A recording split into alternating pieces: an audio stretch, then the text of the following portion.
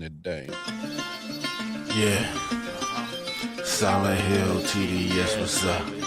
Yeah, come on. I.O.W. Sports Network, late night edition.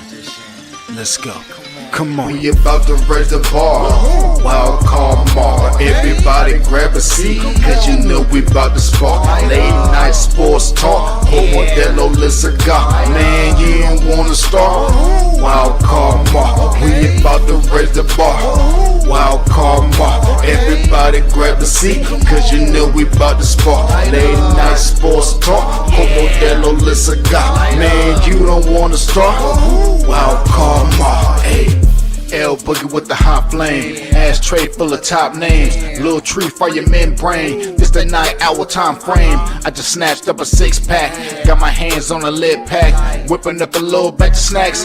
Yeah, man, I think I'm all set. Late night, can't sleep, go ahead and just tap in. Better grab you a cold one, and we about to get some laps in. Wild card on the microphone, he'll hit you with a couple flurries. Y'all need to just strap in for some entertainment sports commentary. We about to raise the bar. Wild card mark. Everybody grab a seat, cause you know we about to spark. Late night sports talk. Modelo Le Cigar. Man, you don't wanna start. Wild card mark. We about to raise the bar. Wild card mark. Yes, sir. Yes, sir. Yes, sir. Yes, sir. We are in the building. Wrong sound effect. Here we are. We need that applause. That's right. Everybody come on in. Everybody come on in. It's your man, Wildcard Mar, in the building. It's episode 526. I don't know. It's been so many of them. Either way, I know it ain't Taco Tuesday, and normally we get busy on Taco Tuesday, but it's all good. It's Wacky Wednesday, and we got a lot to talk about. Wildcard Mar in the building. Of course, the man to my left, future NC's champion, Randy Weber. I'm not laughing at you, bro. I'm not. I swear I'm not laughing. No, you're not. You are not laughing at John Harbaugh. You are not laughing at the future. I know you're not. I know you know better. I'm not laughing at you. How you doing, man? What's good, man? Doing good, man. Can't complain. I'm happy for football season to be starting so soon. You really know how much you missed it when the first preseason game starts. I'm not gonna lie. I didn't see the ratings on that Hall of Fame game, but I'm willing to bet that they probably were nice ratings. Even if it was preseason Hall of Fame game, we know preseason ain't worth a damn, but it's just a void of not having football. And not only that, it's kind of like the down period. Unless you're a super crazy baseball fan like me or some other people that I know, it's really a down period because obviously there's no basketball, there's no hockey. World Cup just ended a few weeks ago, so there's really nothing but baseball right now. And so, no, exactly. We as sports fans have been walking through the desert, and we just saw a cactus for the first time. It's just like, I bet there's water in there. Like, I'll watch a preseason Cardinals-Panthers game. I don't care, bro. This is a drought right here. I am famished. It is. We'll kind of talk a little bit more football later in the show for sure, because we're going to give our way too early predictions. MVP, offensive player of the year, coach of the year, stuff like that. And Super Bowl champions. Obviously, we're going to give our predictions who we think are going to be the division winners. Kind of seed them up in playoffs, and we'll kind of give a way too early Super Bowl 61 winner. And we'll do that. We know it's way too early. We understand it is August 12th. This is when you lock it in. That way you have no information to work with. Like you're locked in now, and you are to blame for all of your failures starting now. Not only that, not only the blame for your failures and the praises for your victories, but it's also what I love to do is always come back to this show in February and be like, okay, there was a reason why I gave this prediction. Okay, maybe it didn't work out. Or hey, this is the way I gave this prediction. Hey, look how that worked out. Because I mean, we've done it from time to time. We hit, we miss. Shit happens. It is what it is. It is what it is. But we're actually going to hit some basketball first, because to me, a key figure in the kind of, I guess, this era of basketball over the last 18, 20 years. I think he's a key part of that culture. Russell Westbrook decides to call it a career, a Brodie. He hangs it up. And I'm going to be honest with you, Randy. I kind of had a weird mixed feeling about Brodie, his career. Okay, because like literally the first part of his career, I guess I really didn't take time to really admire all the things that he did on the basketball court. And I guess I was fixated like, yo, man, this man's a turnover problem. Like, this man is a turnover problem. And then once I put it in the context, once you are a guy of not only a high usage rate, but with the ball in your hands, you're just going to be prone to turnovers. I don't think there's no way around it. Now, adding context to that, how you get those turnovers do matter. Now, you just being a little, Three Stooges and you just falling bumbling all over the place, then yeah. And Brodie had some moments like that. He did. All right. Yes. Oh yeah. All right. He did. All right. Now, I think what changed my mind on him is, obviously I've gotten heated debates on Facebook with other sports fans and stuff. And shout out to my man JB, Jonathan Bruce, who by the way has a son out here in Kansas City who's a baller. And whatever college decides to recruit him, you better get him. But me and him were having a conversation, and this what really kind of sparked our friendship off camera was the fact that he kind of explained to me like, when you see a guy that is not a temperature changer, but like a thermostat, one that sets the temperature. And I think Brodie kind of fits that. He's going to set the tone. He's going to set the tone for his team. We know he's going to give maximum effort. We know that, right? And we know he's going to want to do just about any and everything for his team to win. Now, unfortunately, he hasn't been able to get the big victory. And, I don't think it's necessarily all been his fault. I just think there's been some misfortunes in his career, because there's times when he played for Denver, I thought he played his role very fantastic and well. Even his time in LA was kind of up and down, but there was times I'm like, man, y'all kind of using my man as a scapegoat. But that's just me. So I don't know how you feel about Westbrook, but I just kind of feel like he's kind of had one of those misunderstood careers on how his importance to a team and to the culture of basketball. And, I just kind of think he's just a little bit misunderstood. I don't know if I'm reaching on that, but kind of give me your take on how you feel about his overall career. He's always been such a polarizing player. He's always been a player that you love him, you hate him. Yeah. There's no in between. And he also has, because to your point, he has crazy high turnovers. His turnover count, I believe, is third in the NBA, like career turnovers. He's up there, because I know him and LeBron when they were on the Lakers. That's what pissed me off. I'm like, how do we have two guys with most highest career turnovers on the same team, on the same floor, at the same time, and we're expecting this to win? And I'm like, But LeBron at least has the excuse because he's been playing at that point for like 40 plus years.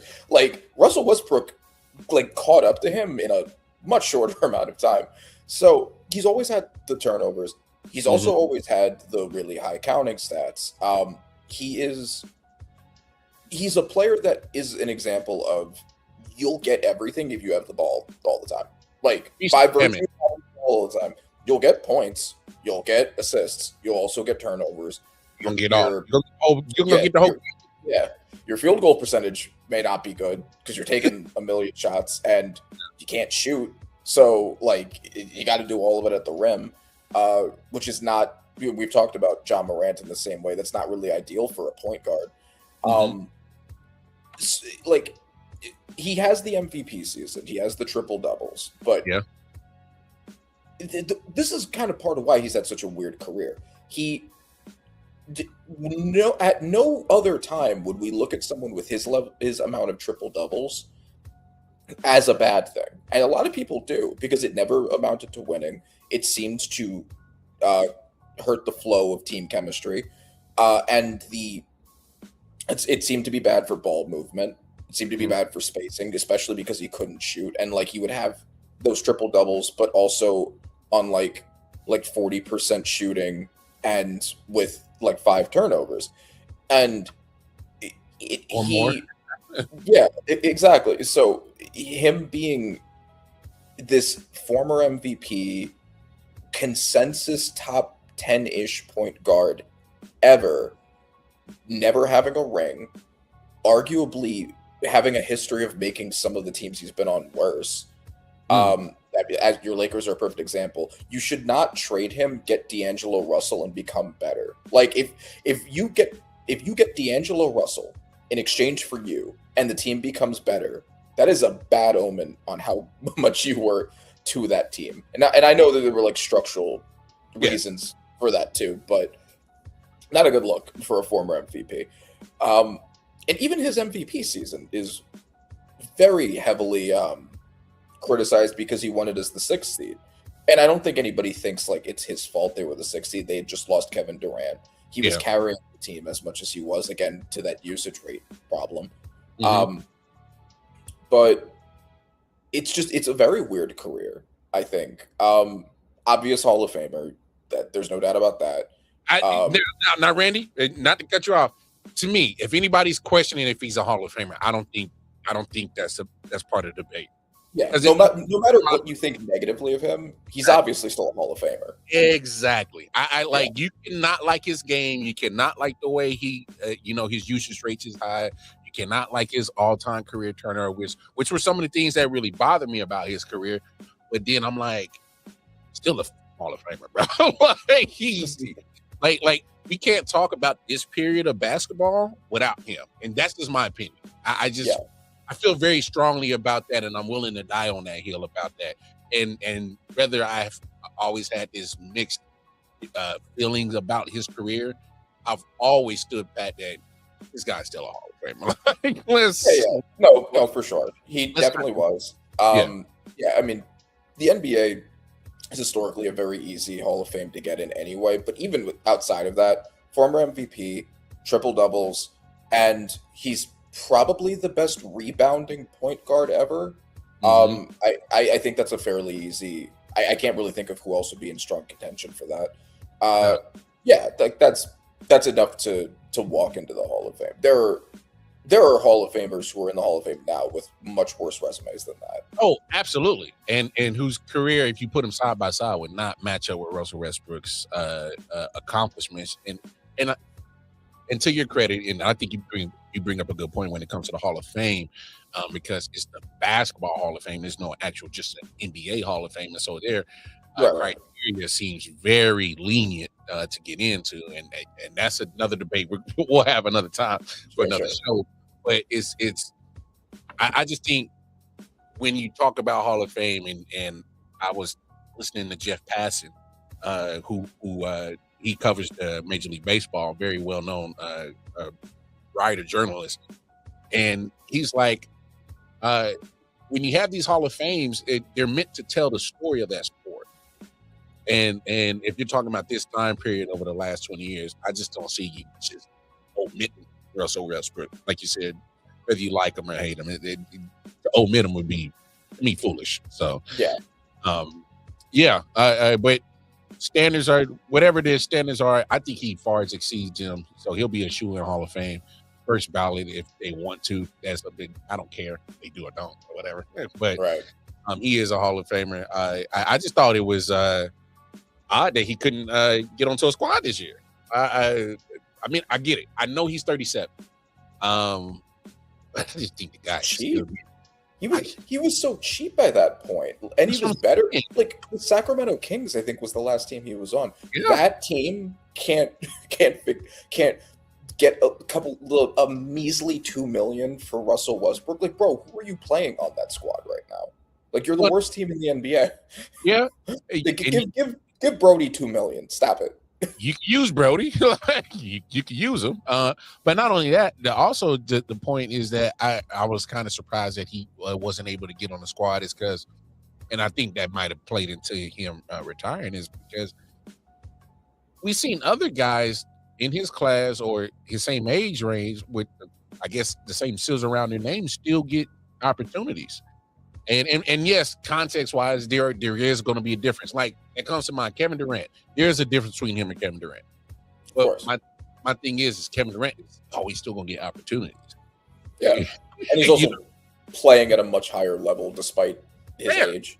Absolutely fair, and that's why I'm willing to concede on why maybe certain teams were not afraid, but kind of more like I don't know. I'm like, yeah, we know you're Russell Westbrook, but are you really Russell Westbrook? And watching him, I don't think he's declined to that point where he's not serviceable or not able to at least give you at least 15 and 5. He was a worthwhile role player at a cheap price at that point. Like he's better than a lot of role players in the NBA. I was thinking the same thing, right? Like he's at least a serviceable role player. Again, I think if you put him back on the Nuggets, that's a good depth piece. What did the Miami Heat call him? Yeah, I mean, don't y'all need people to fill out that roster? They do need spacing. He doesn't really help with that. But yeah, again, you're just plugging $2 million. You're getting a body on the team.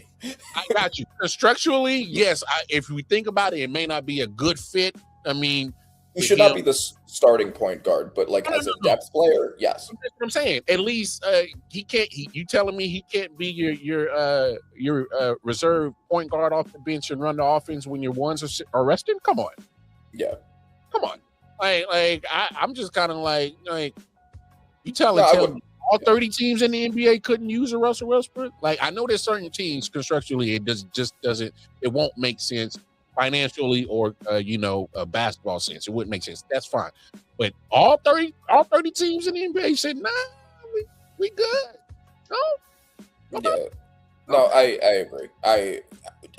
There are a lot of teams that just as like a plug and play cheap player who will give you his all even still at this point and can add rebounding, can run an offense, can add defense. He's always had underrated defense too. He's always been solid at defense. You know what I'm saying? He's willing to get 30, Mm-hmm. Yeah. So I would have just added him to one. There's a roster out there that could have used him for sure.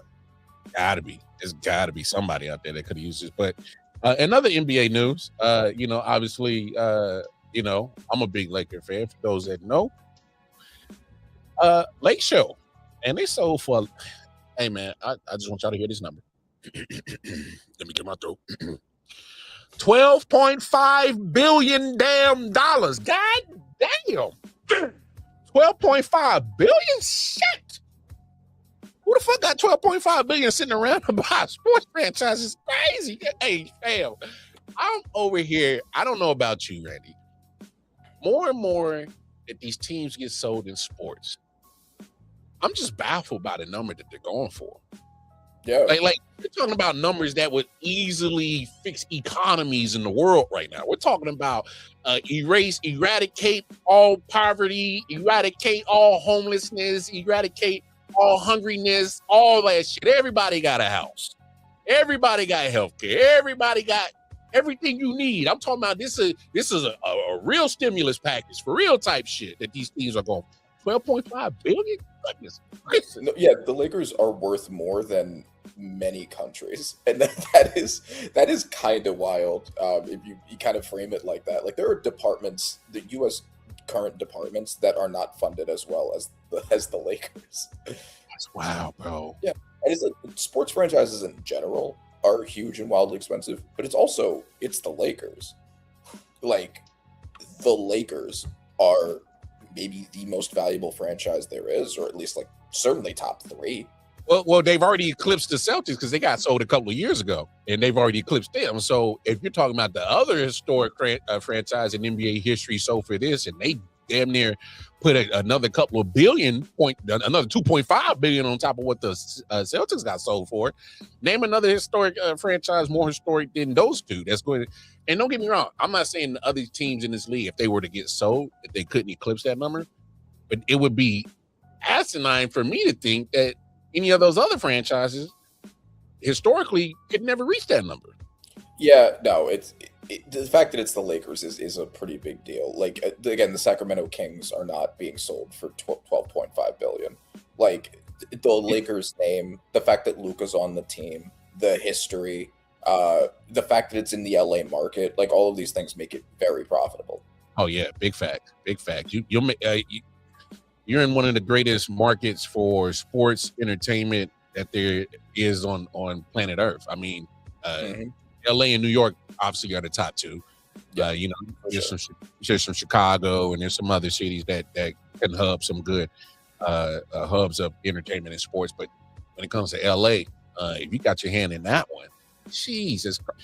Now, but what's really killing me is I'm thinking about other franchises of historic greatness or meaning to their respective sports. So, like for NFL, what the hell you think the Cowboys would sell for if the Joneses were ever daring to sell it? I don't think it could sell for as much as the Lakers. I don't think it could. I mean, let me. I was about to say like because NFL is the biggest sport, and that by itself does add to the value of each individual team. Big facts. I think the fact that, so I guess I'm speaking relatively, right? Like the Lakers are the NBA team. The Cowboys were at one point the NFL team, but they haven't been in what's now a pretty long time. Football wise, no, they're not to team. Yeah, and this is why power wise, I know that the NFL still gives them like primetime slots all the time and shit. Yeah, but if you like the biggest NFL team in terms of who is the hottest right now, who has the most worldwide fans, who, you know, the most profitable NFL team is probably either the Patriots or the Chiefs now. Right? Well, like I don't know if the numbers back that up, but like if you buy the Chiefs, you're getting Patrick Mahomes. Like you're probably going to be in Super Bowls. Like the Patriots had that whole dynasty with Tom Brady recently in everyone's memory. I guess the only pushback I would give back on you is I haven't seen the Chiefs or the Patriots report. Again, I might be wrong. Right. I haven't seen them report that they're continuously on a numerous basis profiting $1 billion per year like the Cowboys. That's true. And Jerry Jones has come out and said, "Oh, we've been making $1 billion at least the last 3 years." So he's been doing it on a consistent basis. So I don't know if the Chiefs, plus they have the show, like the Netflix show, like Dallas Cowboy cheerleaders. Yep, they're getting money everywhere. He's getting and I've said this on the show and I've said it a million times. I don't think Jerry Jones, football wise, has ever put a great team together unless he had Jimmy Johnson, who was really smart in the moves that he did to build that first dynasty. All right. And ever since he took over general manager duties and fired Jimmy Johnson and just threw in Barry Switzer to get a last more ring, obviously we know he ain't won nothing since. All right. So when it comes to his football acumen, it looked like he understood it, and then it looked like he lost sight of it. But I also kind of think on the flip side that I don't think he lost sight of the football acumen. I think he was like, all right, I did the football thing. Now let me do the business thing with the team. And he's turned it into what it is. He's turned it into a continuous $1 billion profit, resource damn near every year. So I'm not going to knock him for his business acumen and what he's turned the Cowboys are, which is curious on why I asked that question on what would they be valued, because we're talking about teams that get known not just locally. We're talking about like internationally, and the Cowboys have that star international appeal to it. And when you have that, and we've always talked about it, international money is always going to be better than any type of money because you get worldwide money. Like 100%. I would say that because the Yankees and the Lakers are like the clear definitive emblems of their sports. I think the NFL is a little more up for grabs, and I guess that's kind of where my mind was going. Absolutely, because they'll take the biggest check, whoever comes to them. Right. Yeah. It's a little more up for grabs as to like who, just because the Cowboys have been shit for so long. Well, not they've been mid for so long. Whatever. They're shit, but I mean, like the Yankees were in the World Series even like a couple years ago. Like the Lakers just won a ring like this decade. So they've also maintained a certain level of relevancy, I guess, where the Cowboys still haven't. But to your point, like I mean, Jerry Jones has even said this. He runs the Cowboys like a profit generating machine, like a reality show. Like he's making entirely been focused on that more so than actually winning football games. So it shows. Yeah, no, without a doubt. But I just thought that was interesting that the Lakers, they got sold for that type of money, and I just put it in perspective. I'm like, damn, man, well, just imagine all the teams you could have eradicated instead of buying a sports team. Yeah, no, for real. You could have fed everybody in Papua New Guinea, and you chose instead to buy the Lakers. But I mean, I guess there ain't no revenue in helping causes anyway. Let's not get too deep. Let's move on to what we really hear about. Is because we need to scratch that. It's a football. It's back. Please believe we're going to have a lot of NFL content on I.O.W. Sports. Obviously, me and Randy talking about it, but obviously I'm gonna bring back some shows that I did last year and be more consistent with those when it comes to NFL content. It's because we love football, right? Damn it, it is what it is. But let's get to it. Way too early NFL predictions, and let's start with the obvious. All right, MVP, and I'm just gonna be honest. This is not a homer. This is just me giving you guys insight. All right, this man that plays for this team right here, that had an ACL named Patrick Mahomes. The word determination doesn't probably even describe what this man is on right now. Slight revengeful, which is bad news for other 31 teams. Slight disrespected as other pundits and people in the media continue to disrespect him and want to not rate him, and have their opinions about where they want to rank him with other quarterbacks. And I said this before in the show, Randy, you've heard me say that this man has a Michael Jordan, Tom Brady, Kobe Bryant type mentality where he just is going to use any and everything as motivation to fuel his play. And I just think the guy's he's about to be on some fucking wild shit. MVP is Patrick Mahomes. That's my prediction. Do you think that he'll have the supporting cast for it? Are you confident in the team around him now?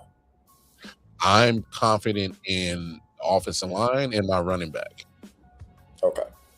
And I specifically put it that way, folks, just because I've seen this man have a prime Tyreek Hill and a prime Travis Kelce and win the Super Bowl. I've also seen this man have a Marcus Valdez-Scantling, Sky Moore, and Kadarius Toney, and took him and won a Super Bowl. Yep. So, and the reason why I'm praising it like this is because, yes, I do have questions at the wide receiver position in the wide receiver room. I've also seen him take chicken shit and turn it into chicken salad and turn it to a Super Bowl. So I'm more confident in what he is and what he has done with whatever at wide receiver position and winning. And I got confidence in the offensive line, and I damn sure got confidence in Kenneth Walker. So you give him pretty much the things that help any quarterback successful. Give him an online in a running game. I think if you get back to the basics, this is getting back to the basics for the Chiefs here. And I don't know if that bodes well for the rest of the NFL, is because you know what happens when you get back to the basics and keep the main thing the main thing? Usually tend to be what you are known to be. And we've known the Chiefs to be a certain standard. So I believe Patrick Mahomes is on a revenge tour type arc.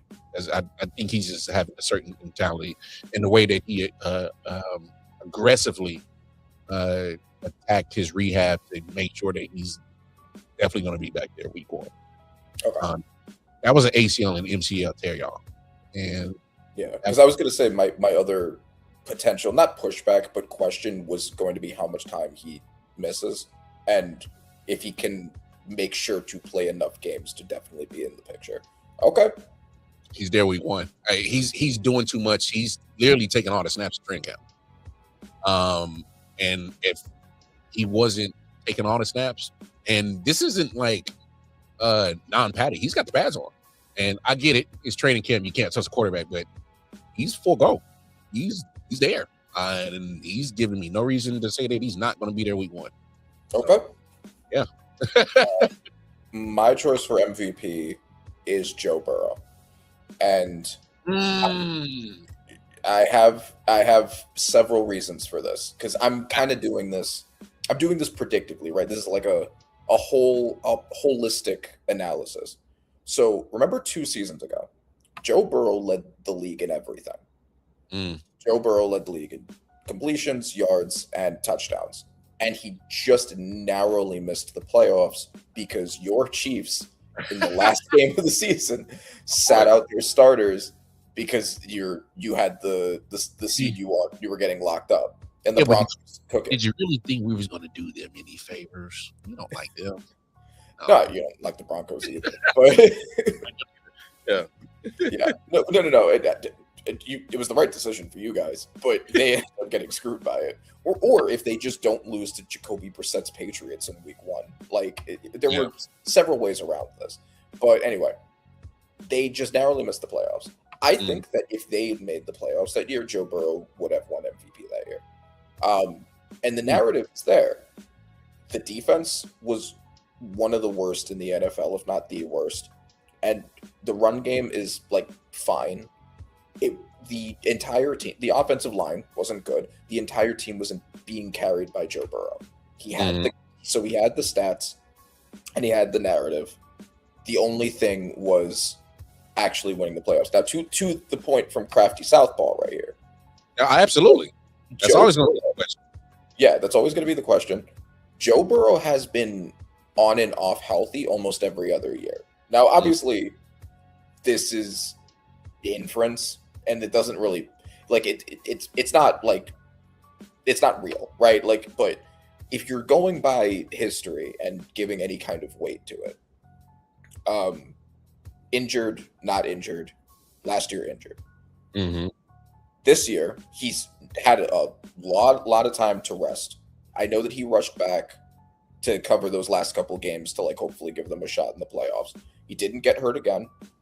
Now he's had this whole offseason to rest. If he can stay healthy, then he'll have the narrative. He will undoubtedly have the stats because he always does when he actually does play. And I do think the defense will be just enough better that while he'll still have to carry the team, it won't be as bad. He has Dexter Lawrence, and I miss him dearly every day. They drafted Cassius Howell, who I like and think is going to be good for them. DJ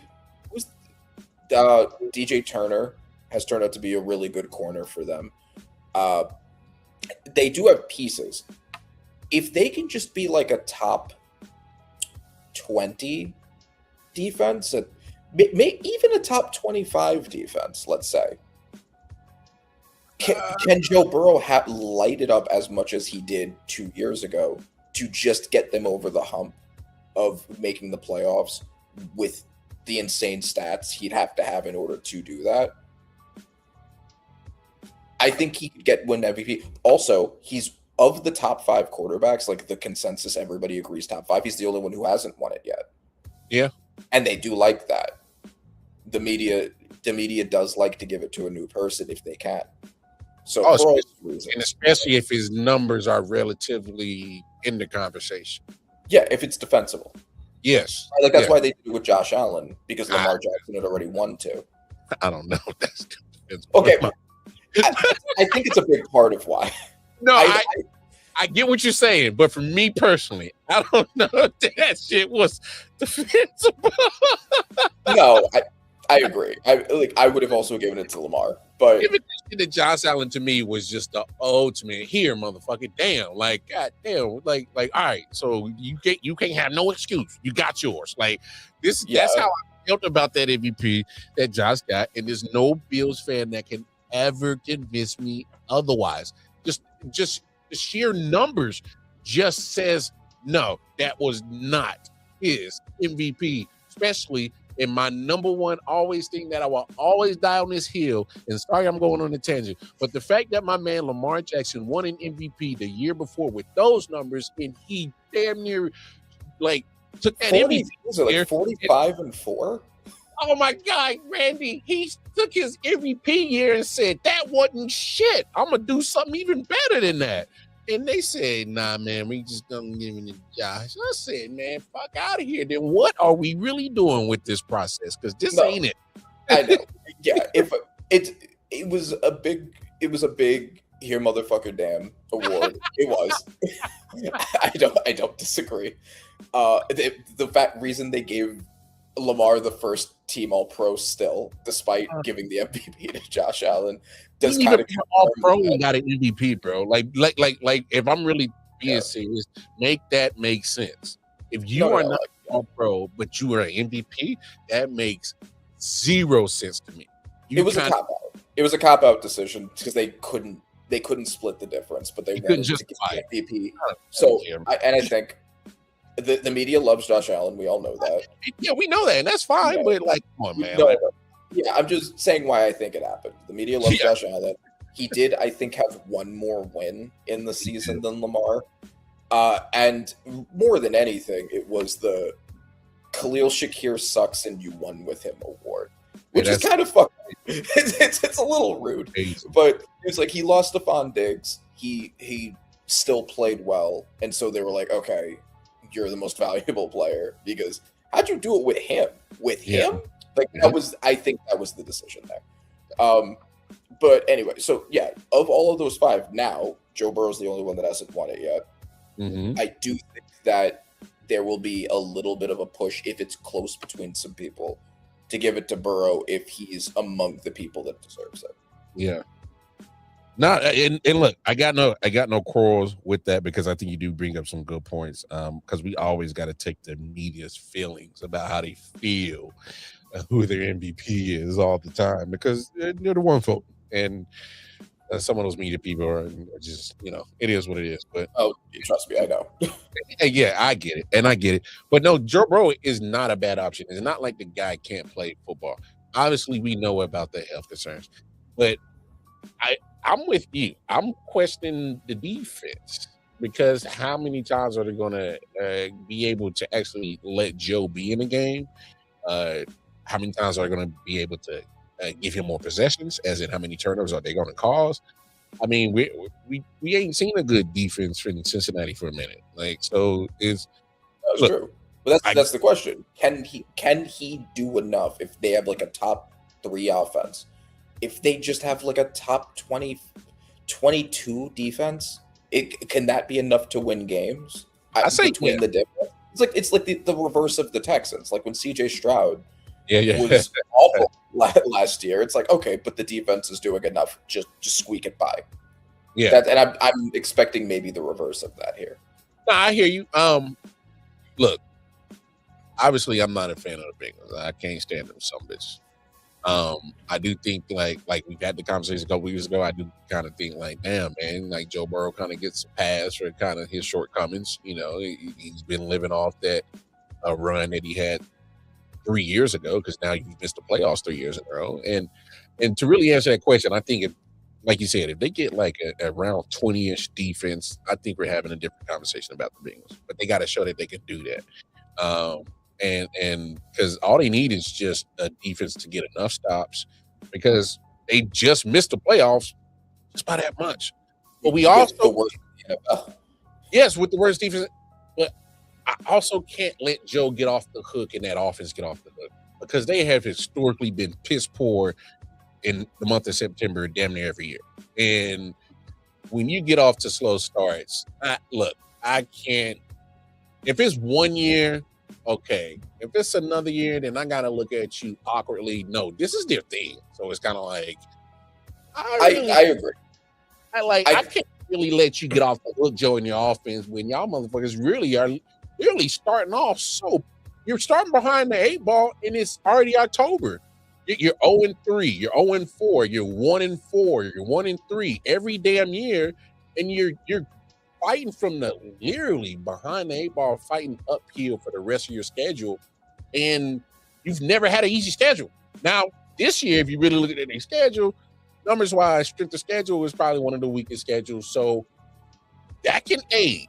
Now, if they fumble this schedule, Randy, I think we got to have some conversations in Cincinnati come February if they fumble this schedule. So I'm going to, because media narratives become a big thing around people, and media analysis is very results based. And I think that I'm about to defend Joe Burrow, because since the media, and you can see it with a lot of the talking heads now,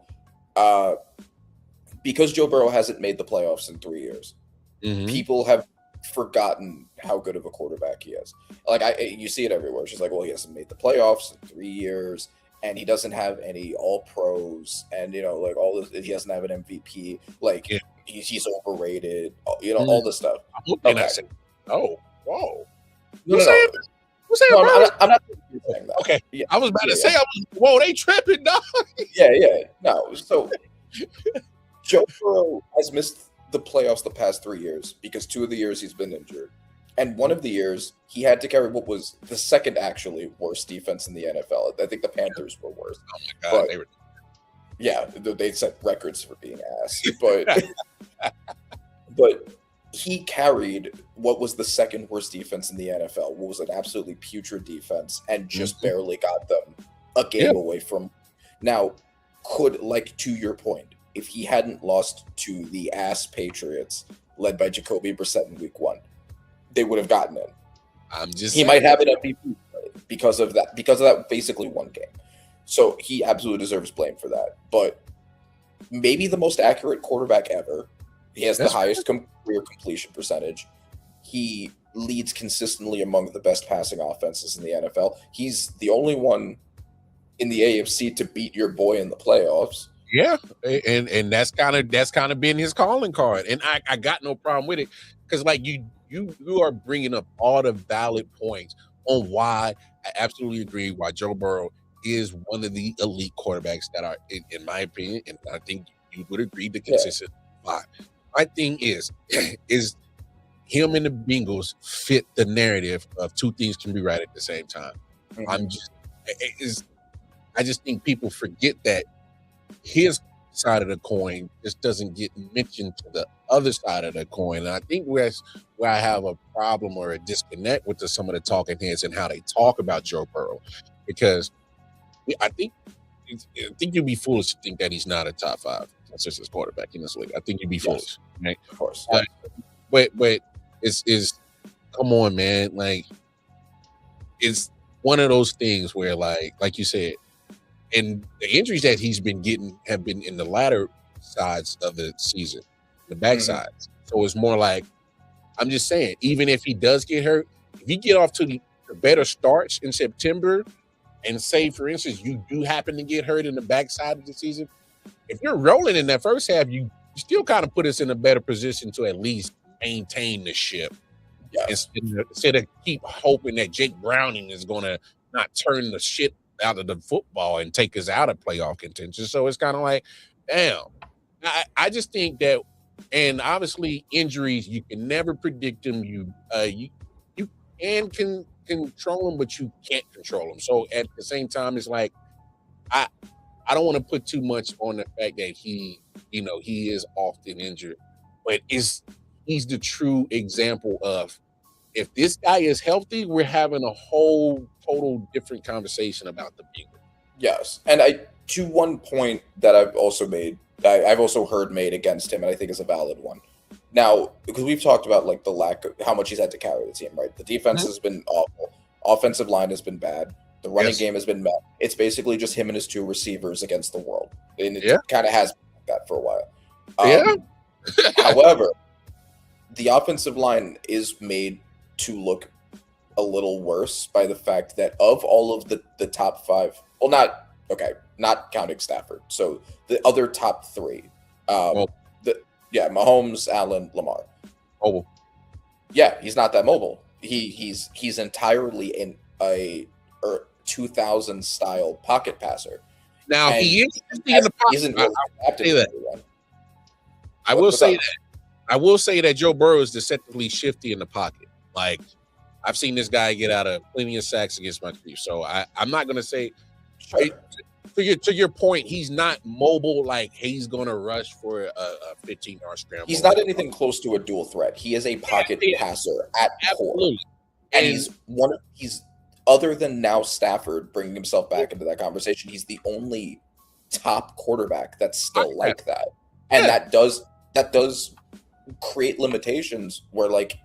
Could Mahomes, Lamar, or Allen in a lot of those cases avoid the sacks that he gets? Because taking sacks has been a known problem of him.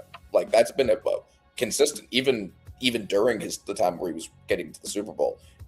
Eating sacks was part of that, and it's just like, well, if he was more of like a dual threat star athlete scrambler, like all the other three, Mahomes, Allen, and Lamar have never had a problem with sacks like consistently. Yeah.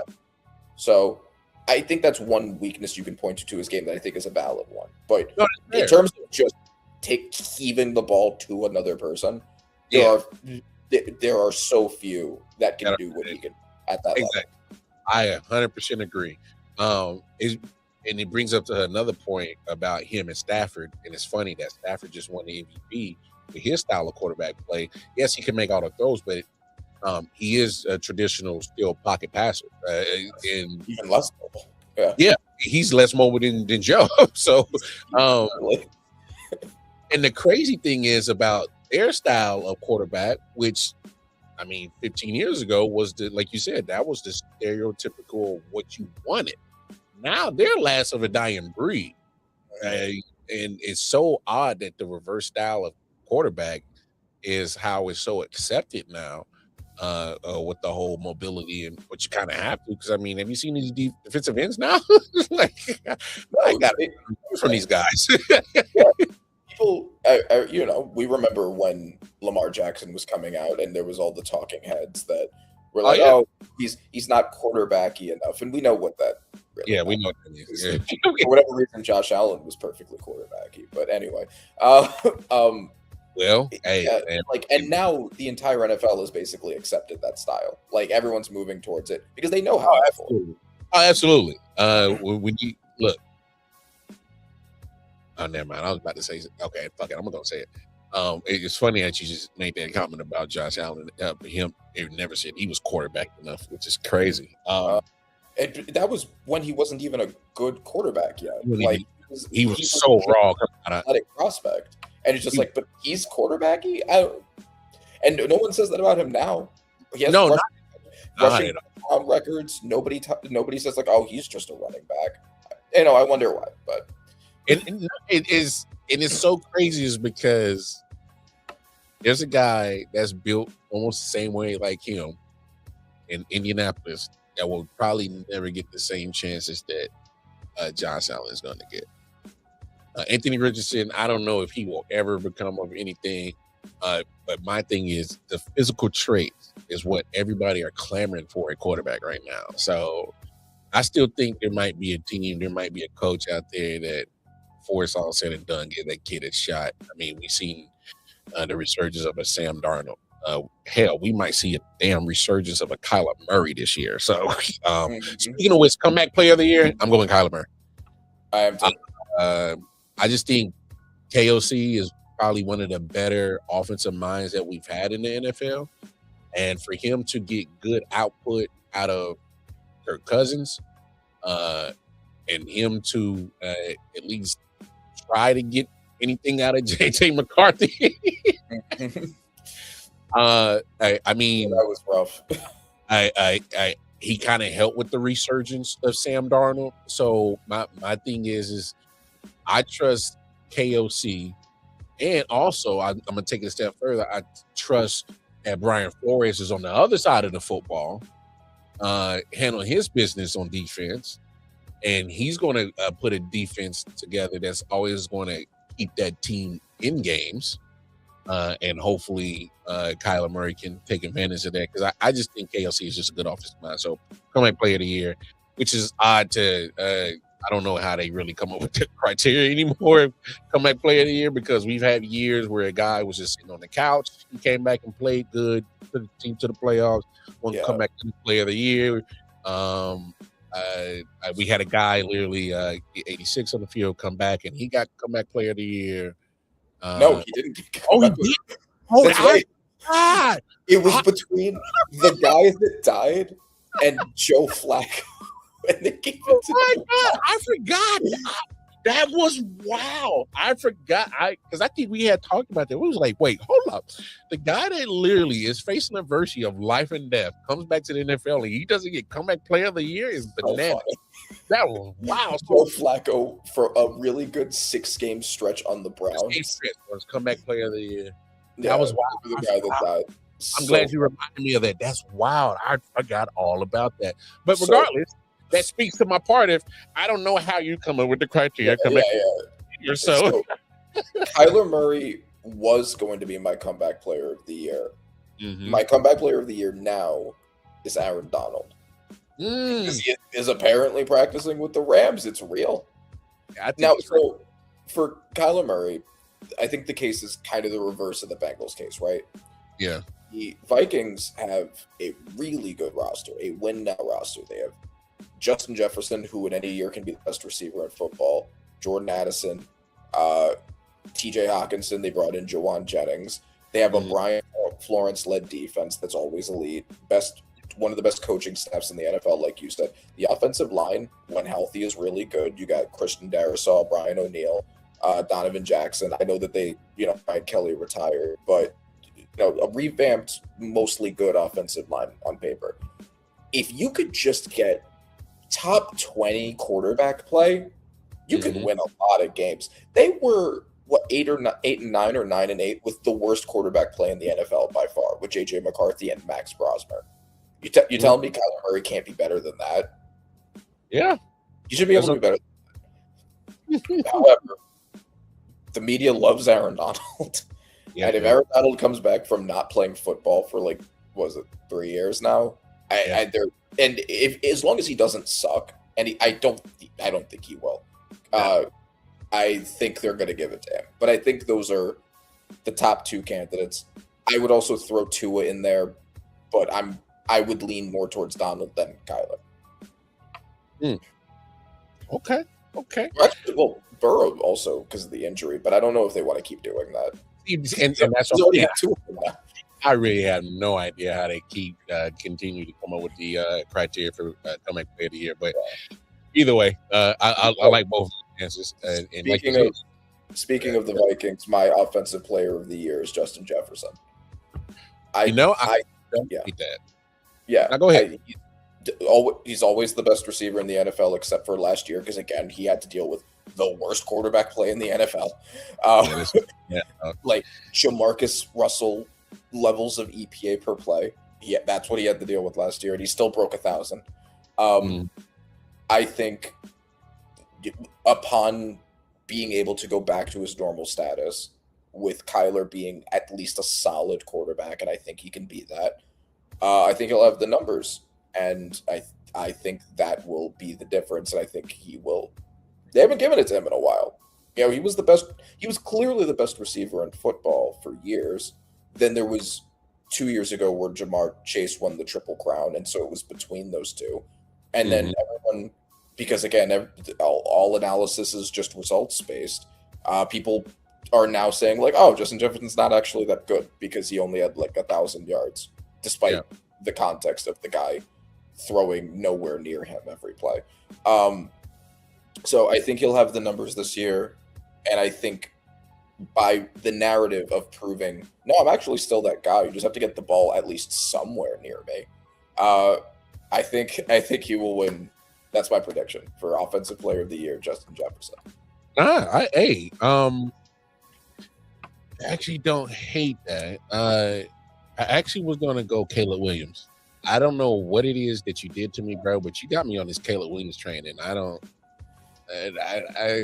Which It's, is a quarterback. you know what it well is because I don't think he's winning MVP, but I think he's going to have an MVP season. So Okay. therefore, Like a Drew Brees situation where like it's two quarterbacks that are both great. yeah, and they're like, and normally we give the offensive player to a skill position, but here, Caleb, is your alternative. We'll give you MVP next year. But for me, it says a lot about Caleb Williams and how his play last year kind of turned, I guess, my perspective on him, because I always knew he had the talent, but we've had this conversation a couple weeks ago. That motherfucker made some throws last year. I'm just like, huh?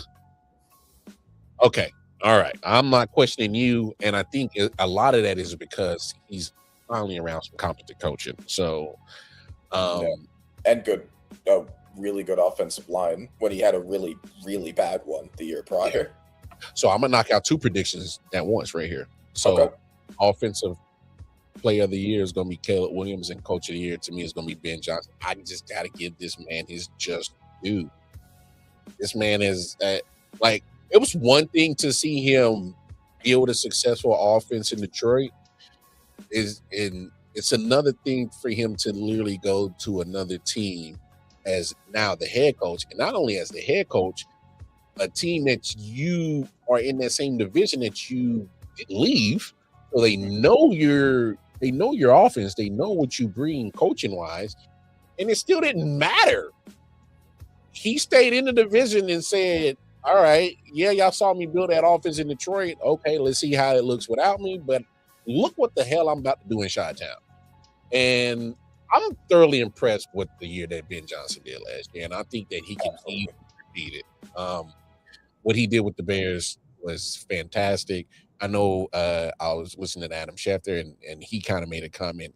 You look at the strength of schedule, it looks strong, but if you really look at how it's formatted in the breakdown of it, you look at the schedule, it's pretty manageable for them to actually get another double-digit win season this year. So two birds with one stone, offensive player of the year, Caleb Williams, coach of the year, Ben Johnson.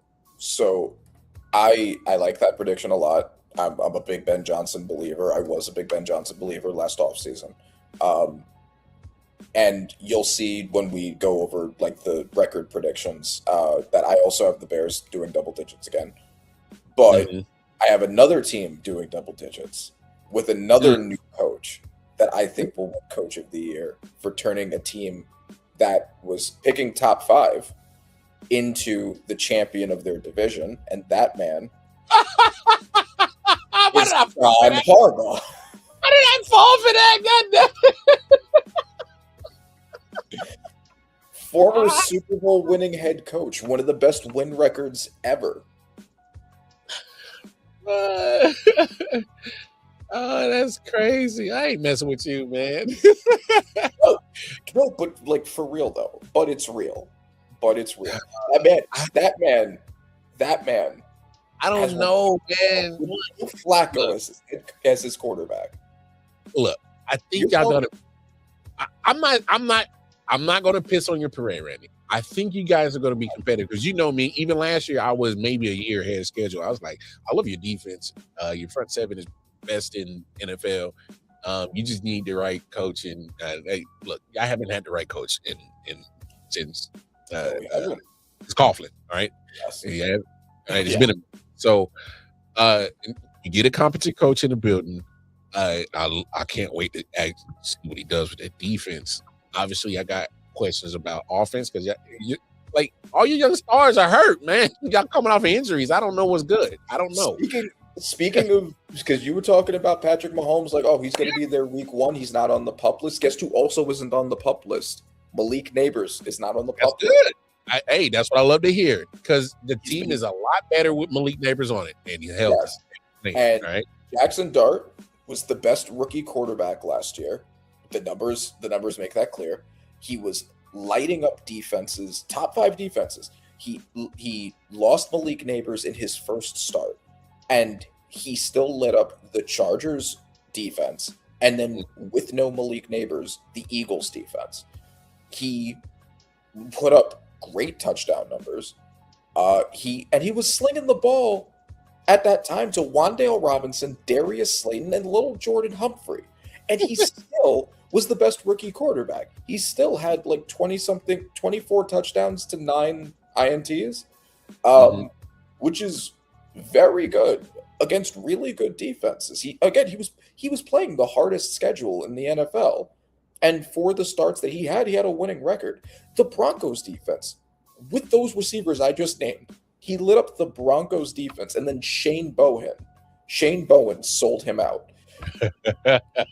So with new coaching, with Malik Neighbors back, with another receiver that we're going to talk about in Malachi Fields. I love Malachi Fields. Oh my God. Yeah. Yes. Yeah, my offensive rookie of the year prediction also. Really? Yes. If Jackson Dart could play as well as he did with what he had to work with last year, they're going to be great. As you already talked about our defense. Brian Burns, Abdul Carter sneakily leading the entire NFL in quick pressures. Arvell Reese has been a monster in camp. Tremaine Edmonds had 5 or 6 turnovers last year. I know that we don't have Dexter Lawrence, and God rest his soul, but we still have DJ Reader taking that spot. He just went to another team. He ain't gone, bro. He feels gone. He's gone now. Basically the same thing.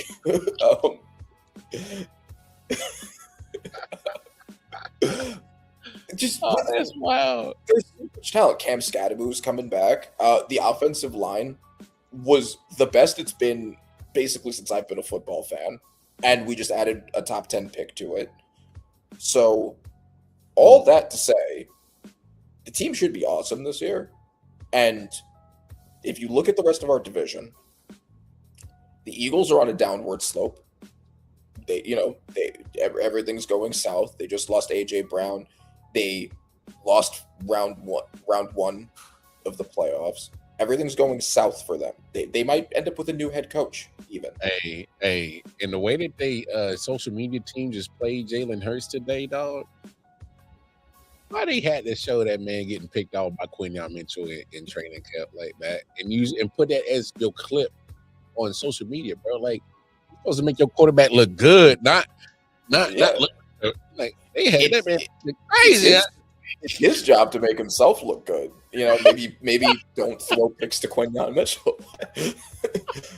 I do not trust that offense. I know they fired Kevin Patullo. I still don't trust that offense, especially without AJ Brown.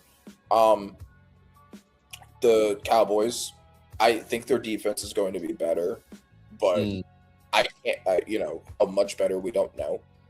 And then the Commanders. I don't really, in my predictions, normally factor injuries in just because they're so unpredictable. But there were 2 teams that I did, which were the 49ers and the Commanders, because of any teams having injuries, that's about as predictable as they are. We don't even know if Jaden Daniels is going to play. We don't know if he's going to be good if he does, because, again, all the injuries and him getting beaten up. That defense, I know they did stuff to it. I still don't trust it. So this is a very winnable division right now is the point that I'm making. And if we go from worst to first, that's a John Harbaugh Coach of the Year right there.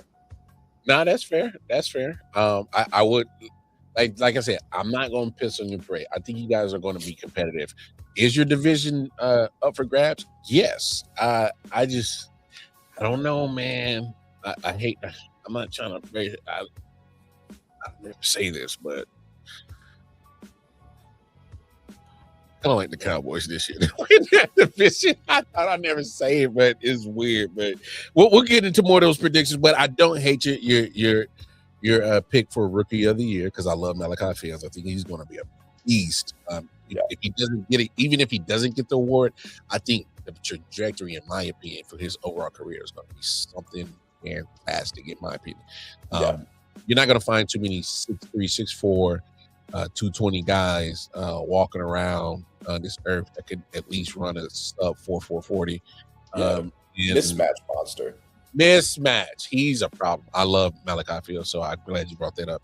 I was actually, I would have loved to have him, but anyway, we weren't in position to get him. We weren't, but right. We had to trade up quite a bit to get him. So yeah.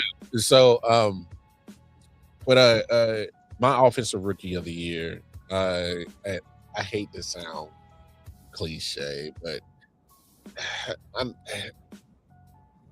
it might be Jeremiah Love just because of the fact that he might be the only thing worth the damn in Arizona, and they're gonna wear him out because they still want to at least try to give their fans something to buy their tickets for, and I think the kid's electric.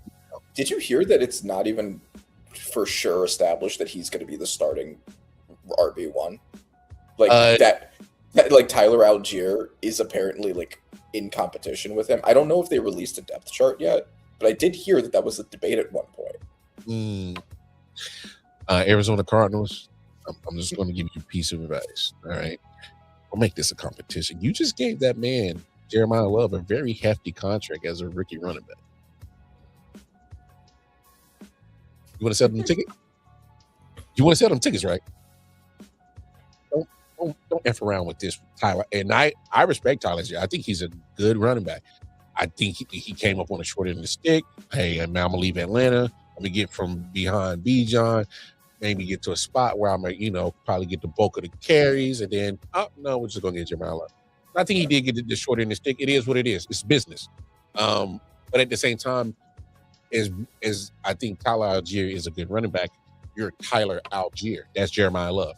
And yes, you've been in the NFL, but I think that young man is about to be, like if you're not sure that you're going to start a running back, don't take a running back at third overall. Like, absolutely, if you feel confident enough in Tyler Algier to start him, maybe instead get him some protection with that third overall pick. Yeah. There was that guy, Francis Mauigoa, right there, who was a right tackle. That was your biggest need. Yeah, that's its whole thing. I'm glad they didn't do that because that helped me tremendously. And you know how afraid I was that we might be the ones to Jeremiah Love. Of course. I was sweating. I was flop sweating in my sleep. They would have sent you in the crash out mode on another fucking level. I don't think there'd have been anything anyone could have said anything to you. I would have been on the news. Hey, there'd have been nothing nobody would have been able to say to get you off that crash out level. And I know, like, you just gotta let it play out and just let him come down on the zone. But like, I just think when you got a talent like Jeremiah Love, that prospect, and I think he's a better prospect than what they even clamor for Ashton Genty. That's just my opinion. And because I'm comparing him to the likes of a Bijan coming out. You know what I'm saying? And the fact that you did give him the contract that they gave him from rookie was pretty hefty for a rookie running back contract, and it's fully guaranteed from what I can understand. So it's fully guaranteed contract value put him up there with the top running backs. So I'm like, if you do things like that, you take him in the top 5. What are we talking about? What are we talking about? What are we talking about, Tyler Algier? I get it. You came. Come on, Tyler. I love you, bro. But you're gonna be part of offense. But I think Tyler Algier should get a starting job somewhere. He is a very good running back. He was really good with the Falcons when he was before Bijan got there. But yeah, no, of course you don't spend a top 3 pick and that kind of money on a running back and then not start him. That's insane. However, to your prediction, the reason why I couldn't get myself to go with Jeremiah Love is because I predict a very similar situation to Ashton Genty. Fair. All the stuff, same stuff's there. Yeah, no passing game. 0. The quarterback game's going to be nothing. 0. And then the offensive line is in shambles. Their biggest need was right tackle, the biggest need of any position on their roster, and they didn't address it at all. So the right side of the offensive line, especially, is going to be in shambles. I am worried that the defenders are just going to stay in the box all game and beat the shit out of him. I think it's gonna. He'll probably have good counting stats the way that Ashton Genty did, but I think that's just going to be largely because of high usage. I'm worried that the efficiency numbers are not going to be good because of that. No, all valid points. Which kind of, and I did think about those points, and as I was hesitant to do that. And my actually backup plan was actually Makai Lemon. I don't know what it is about Makai Lemon that is. Well, leading up to the draft, me and my homie Chris Stout, who I do a Chiefs podcast with, he put me on Makai Lemon because he's out in Vegas, so he sees a lot of USC games. Mm-hmm. And it wasn't until I put the film on Makai Lemon, I'm like, wait, hold up. How's this man not talked about as being a number one receiver? It's just, and I get his size is probably something that scares a lot of people. But the size of the fight in that dog, I'm with it. He definitely reminds me of Steve Smith Sr. And anybody that watched Steve Smith Sr. and watched his career play out, I'll take that on my team any day. So he gives me inspire Jalen Hurts to throw up. Throw in the middle of the field? But if he does, yeah. So I wouldn't be surprised if Makai Lemon does turn some heads this season. But that's my offensive rookie of the year. My defensive rookie of the year. Who you got in mind? Ruben Bain. I think it's going to be Ruben Bain. I was of the position because there was a big talk over if the Jets were going to take Arvil Reese, Ruben Bain, or David Bailey. They went with David Bailey. I think that was the correct pick because I think he's the safest of the three. Arvil Reese doesn't have a lot of snaps at edge, and Ruben Bain has the historically short arms. David Bailey is the safest pick. But he's also a Jet now. So I am not going to pick him because he is a Jet now. And that comes with a lot. If the team is awful and he has no help, I don't know what he's going to do. So I'm going with Ruben Bain. Ruben Bain was very obviously massively underdrafted. Now, I think of all the teams that didn't take him, I get the historically short arms. I understand that. He was so dominant in college. Mm-hmm. I think any team other than my Giants or the Browns were insane for not taking him. Just because my Giants and the Browns already were covered at edge. That's not the position we needed. But any of the other teams, why are you not taking Ruben Bain? I can kind of understand it with your Chiefs. Like you just gave up both of your corners, really needed a corner. Yeah, fine, I get it. But he was like, I think pretty comfortably the best player in the draft at a certain point, and players worse than him were being taken for him. I think, especially on that Todd Bowles defense, I think he'll have help. He's there with Yaya Diaby. He's there with Vita Vea, who's going to be getting attention. I know that Vita Vea didn't have a great year last year, and that man wanted his money. They need to get that fixed. They need to get that fixed. Yeah, they need to get that. I mean, there's been some talks that the Giants might trade for him, and that would be awesome. I would love just a clean swap with Kayvon Thibodeau for him. They may not be interested in an edge, but like I'm sure there's someone we could give them. Maybe they could try Deontay Banks. They need a corner. He has got the traits. See if you can figure him out. Give us Vita Vea. I'm telling you right now, if you guys get Vita Vea, I'll switch my pick in a heartbeat. No, I'm being dead serious. Vita Vea on that defense? Fuck out of here, man. What the fuck are we gonna do with this? Mm-hmm. What? No, like hypothetically, Vita Vea right there. All right. You got Abdul on the outside. You got Brian Burns on the outside. Running havoc. Arvell Reese doing whatever the hell he wants to do. Come on, man. What are we doing? Huh? Yeah. No, it would be nasty. So I'm trying to manifest that. But right now, the defensive line in Tampa Bay looks really good. And I think every team other than the Giants, Browns, or Rams, because I think they made the right pick too, any of those three teams, any other team besides those three is going to massively regret that they didn't pick him. So I think he's going to have an awesome year. No, I think his message was made clear the moment he got drafted and the way he walked to that stage. That was Message sent and received, my boy. I received that message, so I don't know if the rest of the league did, but I peeped it and I caught it.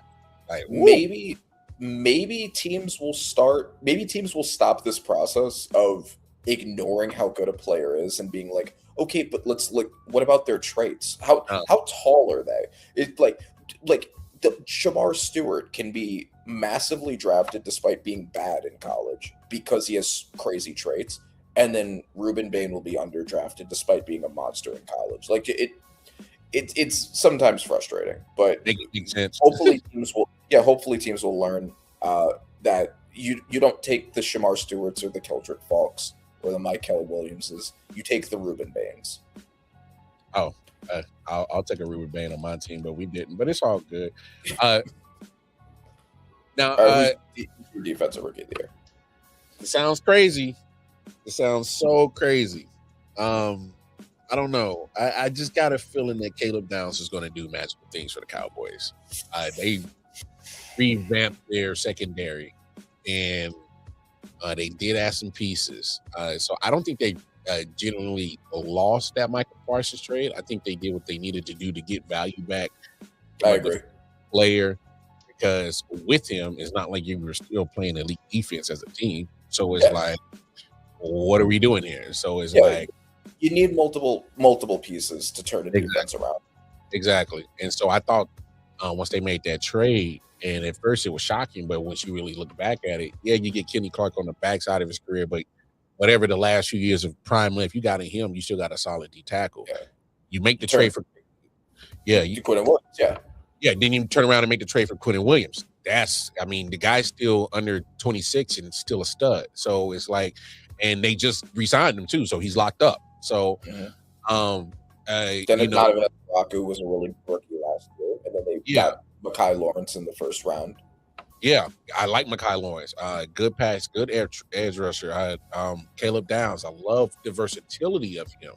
I think you can use with Caleb Downs, safety, slot corner, or nickel corner, whichever you want to call it, and he can pretty much you put him wherever you want on the field, and he's just a chess piece. Yeah. So that's why I'm rolling with Caleb Downs, because I just think he could possibly give you what Kyle Hamilton does for Baltimore and Dallas. Where I just put him there. I think that's a legitimate choice. Obviously, I hate it because it's the Cowboy. And I'm glad the Giants took Francis Mauigoa despite popular opinion. But my question would be, what would a safety have to do to win Defensive Rookie of the Year? Because they look a lot at box scores for who wins things. Less so than they used to. Would he have to have like 5 picks? Would he have to have like a certain amount of? No, that's what I'm saying. He would have to have a Pat Surtain season, because Pat Surtain is the last corner we've seen get a Defensive Rookie of the Year or Defensive Player of the Year, of that matter. Right, like they gave the Defensive Rookie a few years ago to Sauce, and they gave Defensive Player to. But they're both corners. Safety is even less looked at. Exactly, I'm with you, but I just think with the versatility of him, he has to throw in some sacks. He has to throw in some forced fumbles. He's going to have to throw in some interceptions. He's going to have to do a little bit of everything. And I think if the Swiss Army knife that he could possibly be, and if he does all those things on an elite level on a consistent basis, which I think he's possible of doing, then I think it's kind of like, all right, I can't question whether this guy is a player. Like I'm seeing what he's doing in Dallas, and he's all over the damn field, and he's making plays. Okay.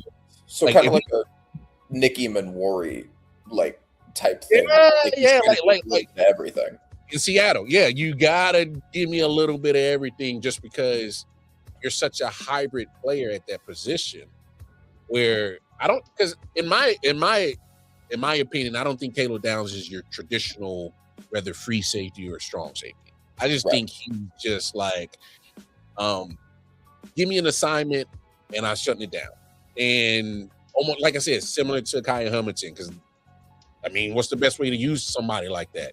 All right, I can use you in the box, come off the edge, set the edge. Cool.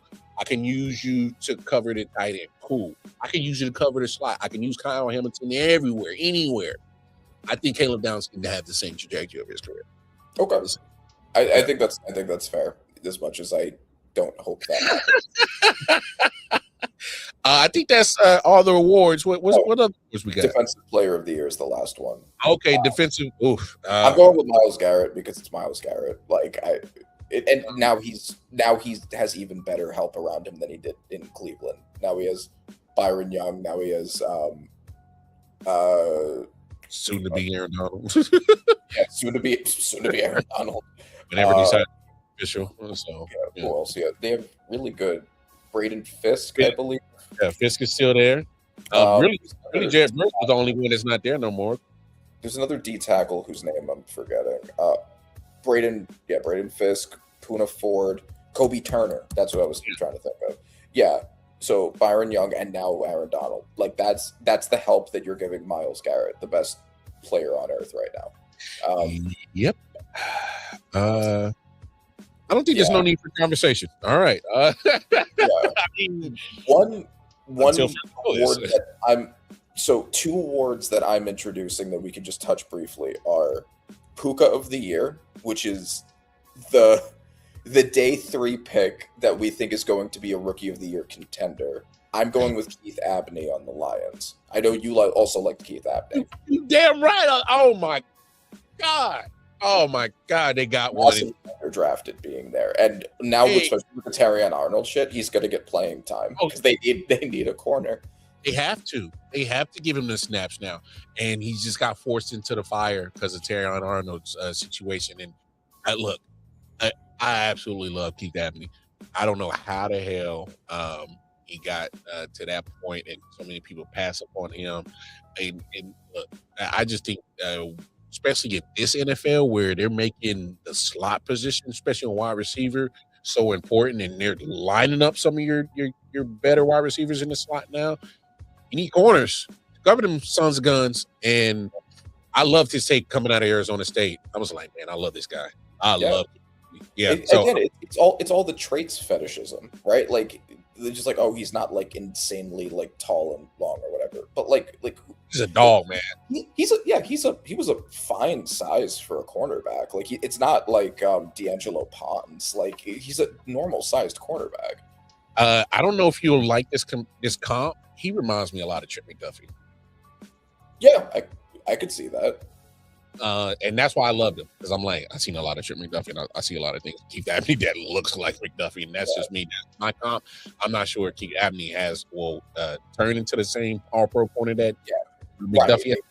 Yeah, it's just stylistically and like strengths and weaknesses. He's like very feisty, all of that kind of stuff. We'll see if he hits that ceiling. But I see it. Very feisty, and like, don't let the 5'11" frame fool you. The man's gonna fight you. Like, he's gonna fight for his position on that field against wide receivers. I loved watching his film. He was definitely one of those players. Oh, dog, you get no argument from me on. No. All right, Puka of the Year award. We both go Keith Abney then, I guess. And then the worst player award, the Kadarius Toney award. But I don't have anybody immediately in mind. We can revisit that one. I know which way to go, so I don't even know how to think about that.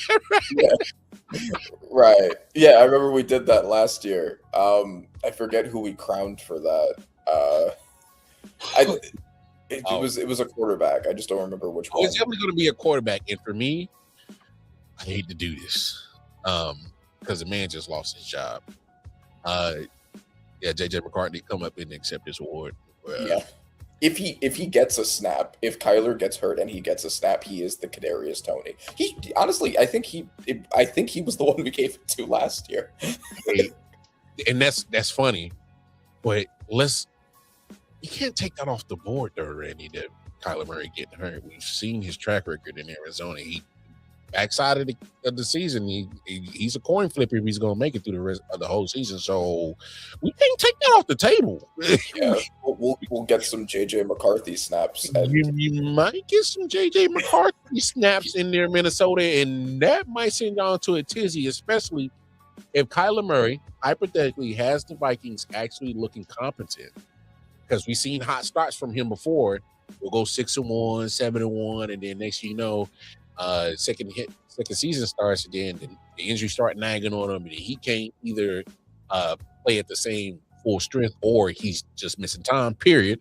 Right. And it's just not the same. So all I'm saying is, all you Minnesota Vikings fans that were so quick to just get rid of your boy JJ McCarthy, not so fast, my friend. It's not off the table. It's coming back to haunt y'all and throw 4 picks. That's what y'all get for not starting me. I'm about to ruin your whole season. That's a nice 5-2 record you got going there. It would be a shame if somebody lost 4 straight. Just fuck it up. And okay, and I know this is off topic, but this is why choices for your general managers are so important. Because you had Sam Darnold in the building that got you to double-digit wins, and you let him walk out the building, and you ended up in this situation with JJ. Now you're in the situation with Kyler. It got so bad they fired the GM for that shit, man. Mm-hmm. I mean, look, these decisions can't, especially when it comes to quarterback. You gotta hit on it. Gotta hit on it. And honestly, because like I remember last offseason not having seen JJ McCarthy play in the NFL at that point, I was pretty high on the Vikings in that circumstance. I thought that it was more Kevin O'Connell than Sam Darnold, and I don't think that was an unpopular projection. Like I was entirely wrong by that, but I think a lot of people would have thought that. Like, well, we've seen Kevin O'Connell do it with a lot of different quarterbacks. This is Sam Darnold's first year being good. Look at the weapons he has. JJ McCarthy's going to have those weapons. He's so much younger, blah, blah, blah. From a process standpoint, you could understand how someone would get to that conclusion, but it ended up being so wrong. Because the thing is, like, I think an average quarterback would have been fine. To the whole point. JJ McCarthy was just that bad. And also injury prone. So it was a historically bad hit. But like the process wasn't hard, wasn't in theory insane. No. All right, yeah. Let's continue. No, we'll move past it. No, JJ McCarthy. Yeah, sorry. Here's your award for the second year in a row. There's Tony Award. For being trash. So my NFC, I got division winners. I didn't finish up my my wild cards yet in the AFC, but division winners. I got the Rams winning the West. I got the Cowboys winning the East. Bears winning the North. Falcons winning the South. And I got Lions, Seahawks, and Niners wild card. I'll see the NFC. Okay. Did you got my pictures that I sent you, right? Yeah. Okay. Here. Let me pull it up. Okay. But go ahead, speak on it while I pull it up because it ain't gonna take long. So my division winners: Chiefs, Ravens, Bills, obviously. Texans. And then the NFC, I have Giants. I have Rams. I have Falcons. I also have the Falcons for the South.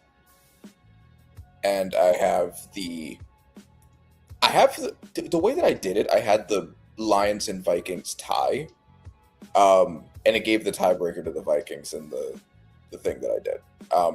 The Bears, I also think are going to be great. They're going to make the playoffs. I'm just kind of worried about the defense. I don't think they added enough to that defensive line. All they added to it was a late day 3 defensive tackle, no additional edge, and they lost a lot of the guys that were getting those crazy turnovers, which are hard to predict anyway. So those are my division winners. Let me pull it. Is this it? Is it? I'm trying to see if this is it.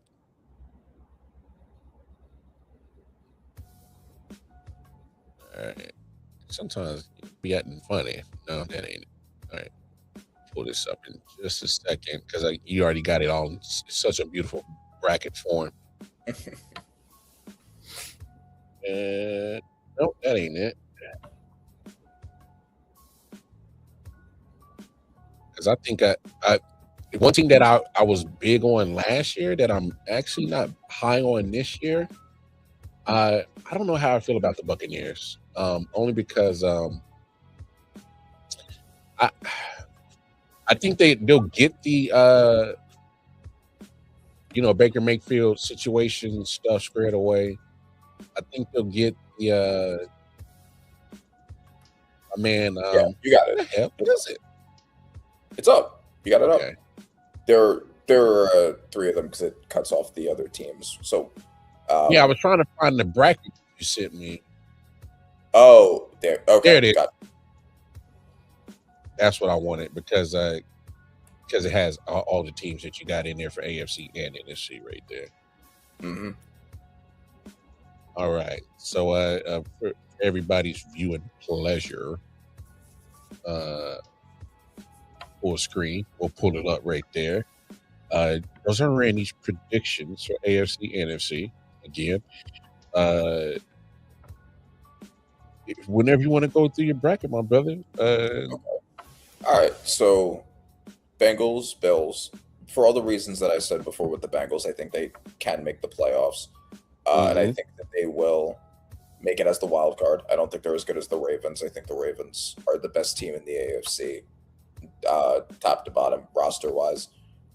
It depends a lot on Jesse Minter. It does depend on injuries because injuries derailed them last year. But assuming health and assuming Jesse Minter is as good as he should be, considering the really good defensive mind he showed in LA, I do expect them to be the 1 seed. But Bengals should also make the playoffs. Bills, I've made my opinion on the Patriots clear. That shit was fugazi. I do not expect that to repeat. I think the Bills are still clearly the best team in that division. I think having the easiest schedule this century is the only reason why they didn't win their division last year.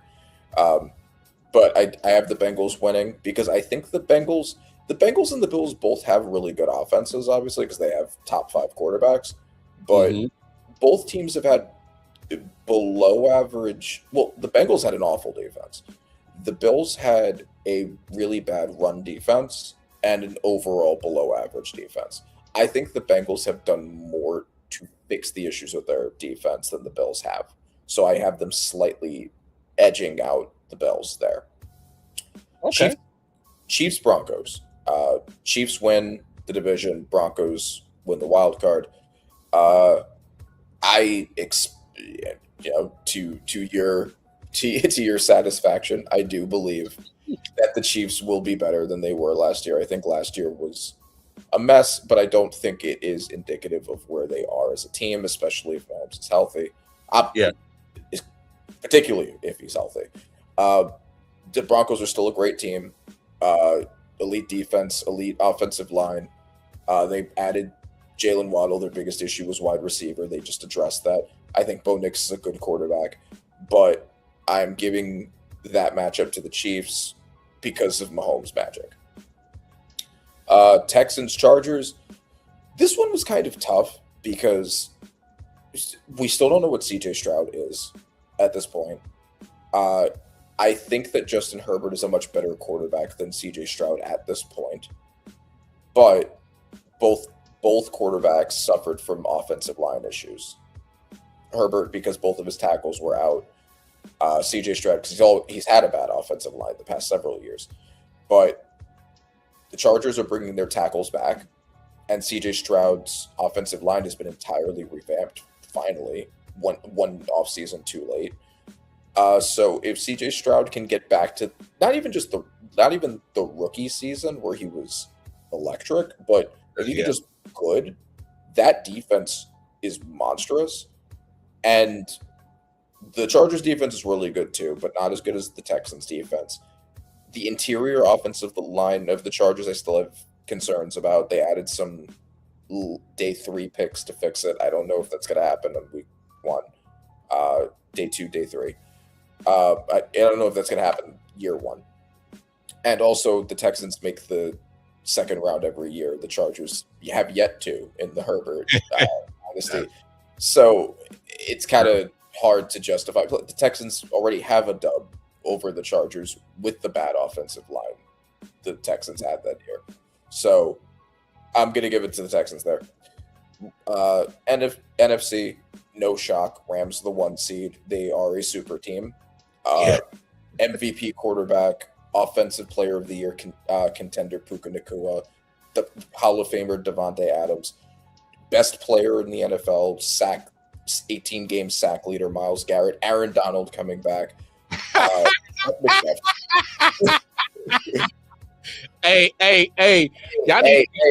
have you seen Mr. West Philly Black? Have you seen the downward spiral your team went through last year?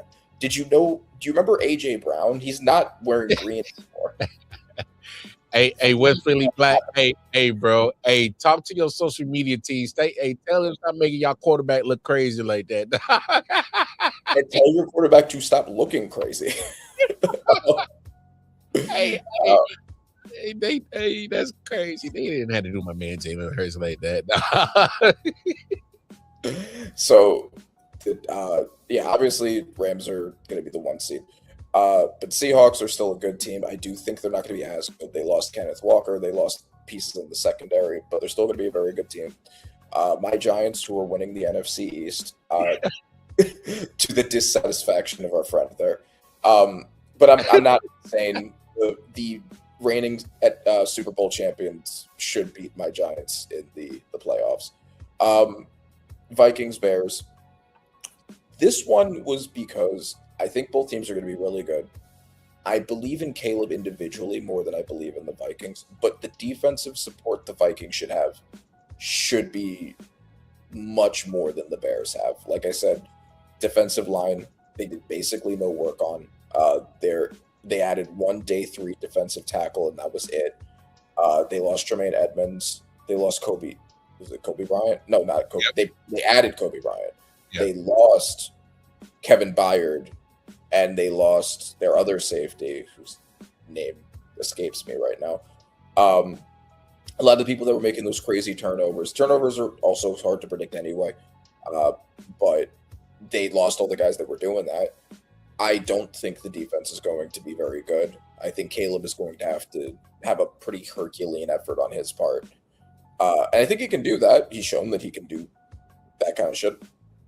But with a Brian Flores defense, I'm just not sure if that's going to happen. Now, West Philly Black, I don't disagree with you. But we can also make the same if we put everything into context. I think the Rams kind of let 2 of those games get away. Your last game was being beaten by Brock Purdy and CMC with basically nobody else. Like a bunch of second string players as their help. Like, relax. Yeah, that lost to 49ers. Bro, like, you had no business losing today. Right. It was just like, oh yeah, but we could definitely beat the reigning MVP and Aaron Donald and the reigning unanimous D-Boy. Like, stop it. Hey, but look. I know you're not a big Eagles fan, but I'll say this about the Eagles. I've always kind of thought that they and because I want you to see our face when we say this, Billy Black. All right.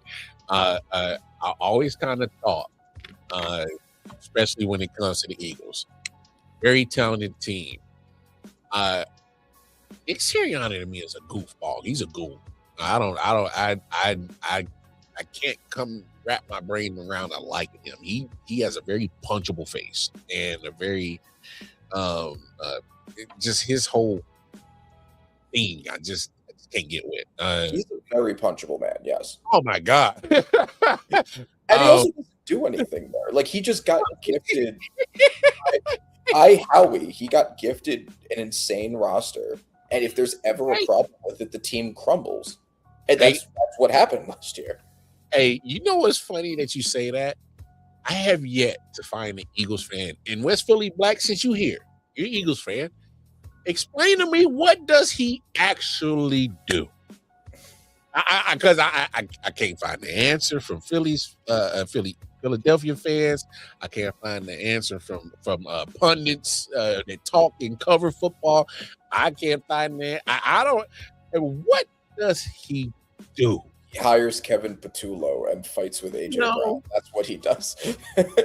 So I mean, what does he do? I mean, that's fine. You guys won a Super Bowl. That's good for you, my man. Yeah, I'm sure if your left guard was playing left tackle in that game because your left tackle was out and your best receiver was also out. Look, I didn't make no excuses for the Chiefs. The Eagles whooped their excuses for the Chiefs. No, I'm just calling a space. They whooped their ass. But Eagles fans forget that we beat y'all first. We got a Super Bowl too. And not only that, we can actually win a Super Bowl every time we damn near play it. I mean, it's like, Patrick Mahomes is 3 out of 5. And the percentage, the numbers is looking pretty high for my guy. Y'all still don't even know if y'all love y'all quarterback.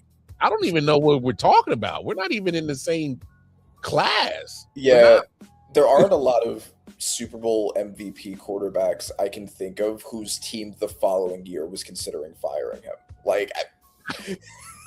Do y'all like y'all quarterback? I don't even know if y'all even like y'all quarterback. That's crazy. He kind of helped y'all win a lot of football games, but boy, y'all treat him like he's such a sidekick, bro.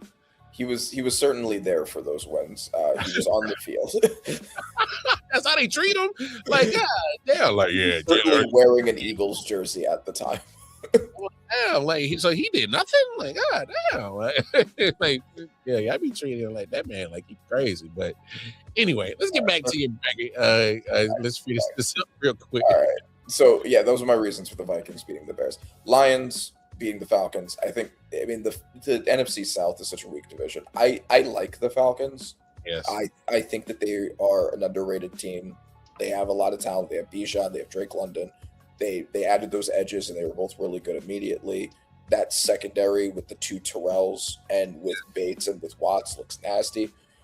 But the Lions are just a better team. The Falcons would be winning the division largely because the division is bad. I think Tua is going to look better than he did last year. The offensive line is better. With Chris Lindstrom and all that, I think he will not look as anything like he did last year. But I don't think he's going to look like a great quarterback either, and certainly not able to beat a team like the Lions.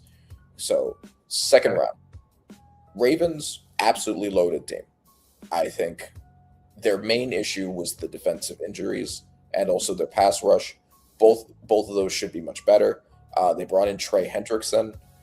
They brought in Zion Young. I think their pass rush should be massively improved, and that was basically their one weakness. I know that they lost Tyler Linderbaum. They replaced him with Vega. First round guard, should be plug and play. The Bengals defense. I'm sorry, what's up? Quick tidbit about the Ravens. They got some of the best news in the offseason.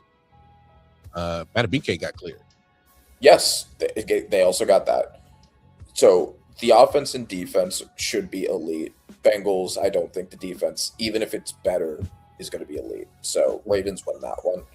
Chiefs, Texans, again, I'm relying a bit on Mahomes' magic, and I still don't know if I trust CJ Stroud yet. It would take a lot to beat that Texans defense, but Mahomes at his best can do that, assuming he's at his best. Rams, Seahawks, again, Rams are a super team. Seahawks lost some pieces, so that's why that one.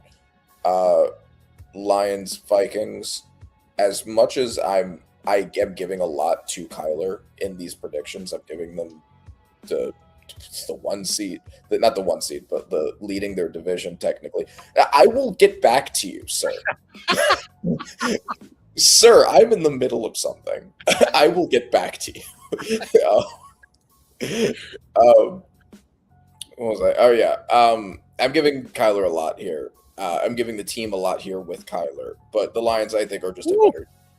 So I have them going that way. Ravens, Chiefs. The team is so much better, the overall roster of the Ravens, I think, is just so much better than the overall roster of the Chiefs. If you want to go Mahomes magic again, you can, but the Ravens offense is so elite. I think the defense should be as well. I have a lot of questions and a lot of spots on that Chiefs roster, so I can't justify them going over the Ravens. Rams, again, super team. And also, if this does end up being it, I think this would be kind of nice because Donald would be going back into retirement. Stafford's last year, potentially. We don't know. If Stafford and Donald could both retire, beating in the NFC Championship game Stafford's old team, and then going to win the Super Bowl. Yeah, that'd be crazy. And the Rams are also their everyone's Super Bowl pick. So I'm not necessarily challenging anybody on that right now. No doubt. What do you think of these predictions before I address that comment I didn't get a chance to read? No. We'll get to Philly Black in a second, but I guess the only pushback I would give is I think I definitely got the Bengals in as one of the wild cards. Obviously, you're more bullish on the Broncos than I am. Mm-hmm. Look, they squeaked out a lot of victories last year with some, I've seen that personally with the Chiefs, where you squeak out a lot of victories one year and then they go total opposite to next year. So I don't like that going in for them this year. And I'm just not big on Bo Nix. I'm just not. So I actually got them out. I got the Patriots, Bengals, Chargers as my wild card. So we're pretty much we disagree on one team. Yeah, that's it. We only disagree on the Broncos. I would swap them out for the Patriots. I just think they'll have enough to get a wild card. That shit last year, I'm with you. That was fool's gold. That they're not gonna catch that shit again. When it comes to the NFC, I think the only thing we disagree on is I have 49ers in there instead of I got Lions, Seahawks, 49ers, my wild card. Okay. So do you not have the Vikings in? I actually got the Vikings having a solid season, like 9-8. I'm just not sold on their quarterback position. I'm just not. And that's with Kyler Murray. I just seen too much of hot and cold. Yeah, I've got the quick fast start, but like he said, okay, what about the second half of the season? You got to play a whole second half, my guy. And you're either banged up and can't play and perform at the same clip, or you just get some time, period. So he has question marks. And this is this is supposed to be his redemption time, but he still has question marks. And we already know about the question marks for JJ. So I just think that whole quarterback position as a whole, it might turn around and still be the Achilles heel of that team again. I understand that. I am acknowledging that there's not a great reason. Like, you could go very easily either way with how well you think Kyler will play with that team. I acknowledge that. Oh no, absolutely. He can either look like because but Kyler Murray has never been about his ability. You know what I'm saying? Like this guy is still a legend in Texas lore for his athletic ability and what this guy was doing with football in Texas. And you know how they crazy and go cuckoo for football in Texas. Mm-hmm. He still get talked about. You know what I'm saying? So it's not like this guy doesn't know how to play football. I just think is sometimes with his size and playing NFL football, he's not able to survive a whole season. So we're not going to always get the full array of how talented he really is. Like we forget this man got drafted number 1 overall in baseball too. Like we're talking about a guy that's athletic as fuck. Like it has nothing to do with his ability. It's everything else. It's availability. It's the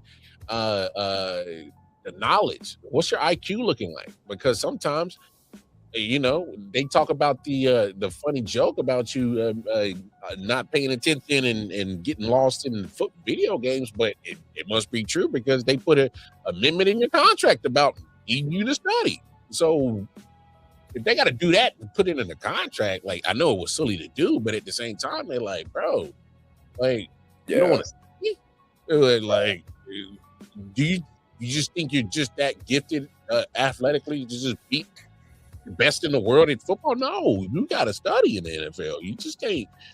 I'm just like athlete. Everybody, anybody that thinks that, they don't last long in the NFL. Right. Exactly. Do you want to put up one of those pictures for the team records for West Philly so I could show him for the Eagles record? We could talk about that a little bit. No doubt. And then hey, but my thing is West Philly, man. Hey, you gotta understand. We're not disagreeing that the Eagles are a good team. We're predicting on what they are going to be this year, as in you lose an all-pro wide receiver. All right. And I don't care what you say.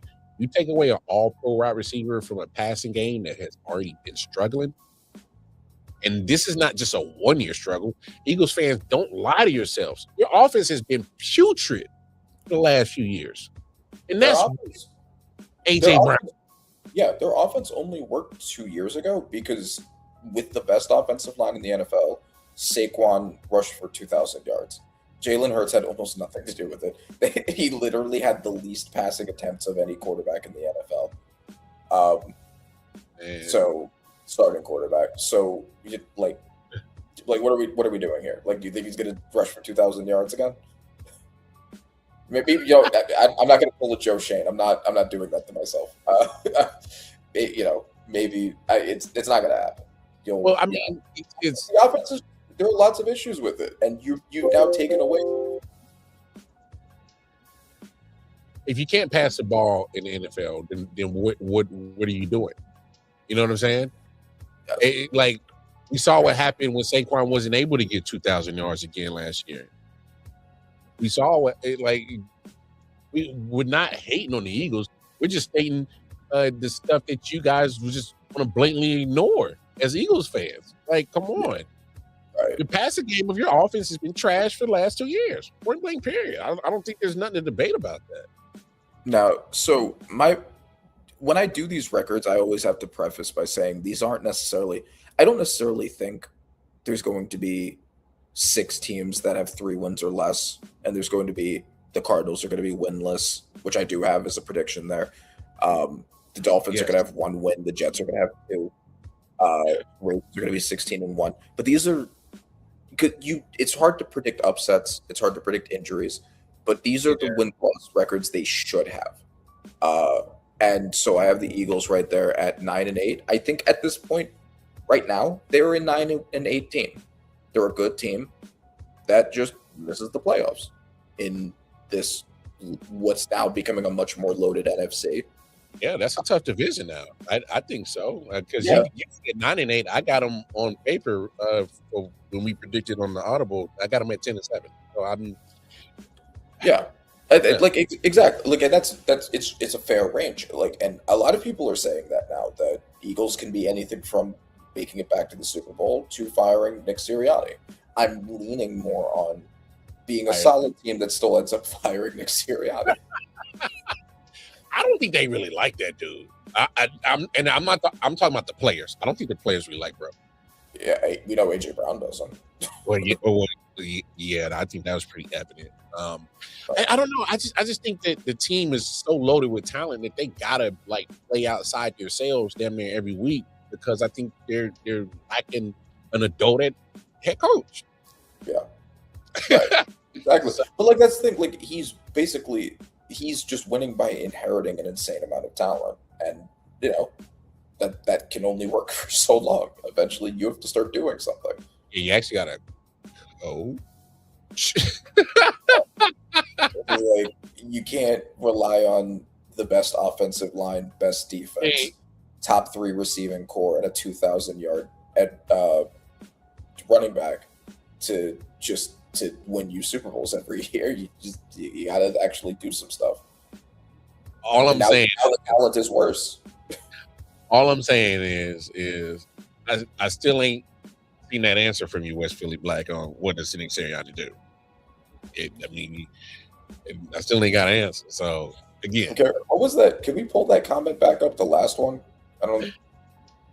Eagles beat every team. Seahawks. No, that's the one that I'm not arguing that because they can win the regular season games, Super Bowls against the Chiefs, against all the teams we made.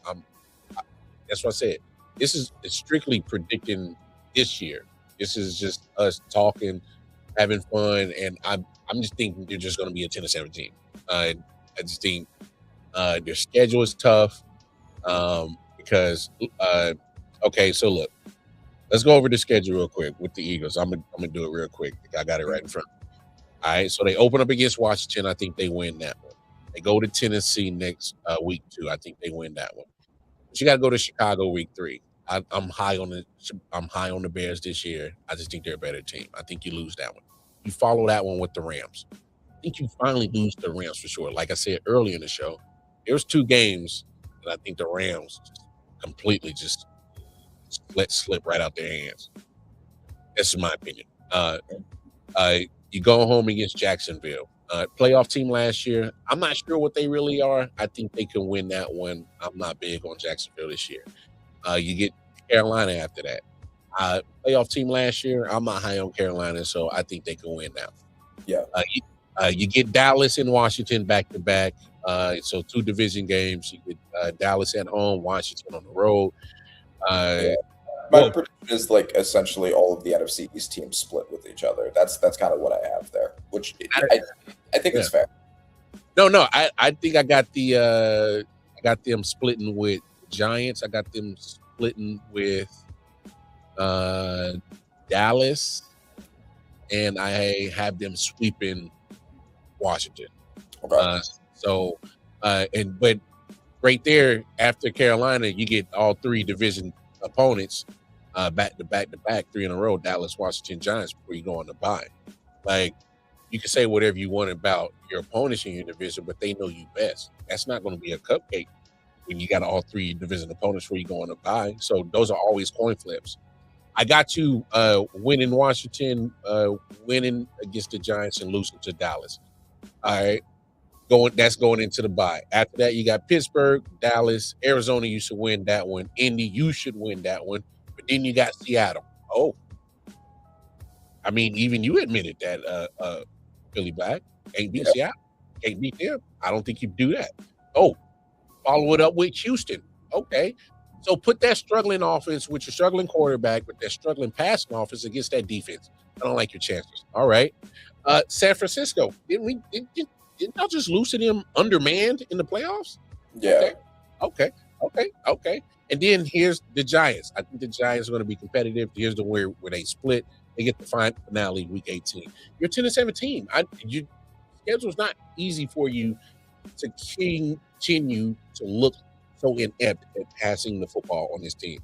I think we have the same teams that they win and lose to, except that I have them splitting with the Commanders. I think that's.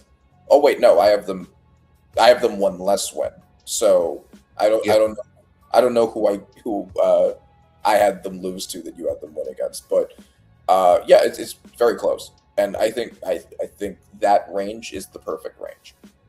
Now, so that means that you had the Cowboys winning the NFC East, right? Yeah, I got the Cowboys winning that division. Like I said, I think the Giants are going to be a real scrappy team. I got the Commanders finishing up last. I don't know if they got enough for me to even be entertained to even watch them this year. I don't know. I'm just.